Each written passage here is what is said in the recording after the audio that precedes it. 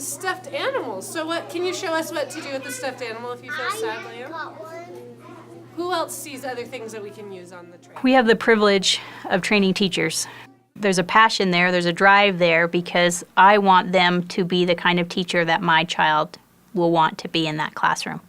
We have a student that is paid to do an internship.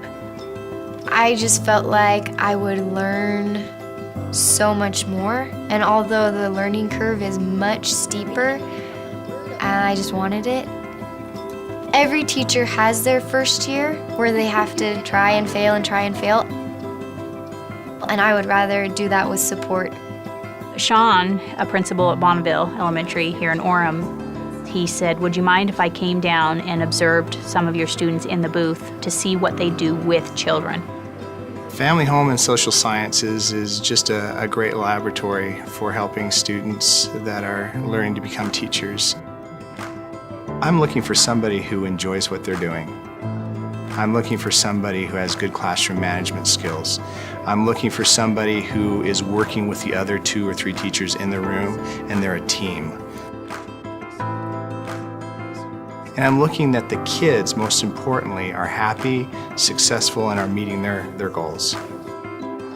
He was able to observe me in a natural setting, doing what he was going to hire me to do. Octopus. Say it again with me. Octopus. I loved the thought that you never know when someone's watching. You have to be your best at all times. When there's no expectation of a job interview or no expectation of being watched by a principal, what are you actually going to be doing with children? Now that motivates me to say, you know what, come into my classroom whenever you want to come in, because I should always be doing something that's worth your child's time here in school. We're practicing with scissors today. And there's 2 types of scissors they can use, but I think we'll also... I had some really great mentors in my life. And so I've tried to pull different things that I felt were probably powerful learning tools for me and tried to implement those. Leo was one of those students who came to me right off a mission and struggled a bit with that transition. I'm not the most outgoing person. For me personally, it's always been a struggle to let people get to know me. I immediately saw in her that there was something there that we needed to pick up on. She has a talent with children. And so I really do try to take an interest in them as a person.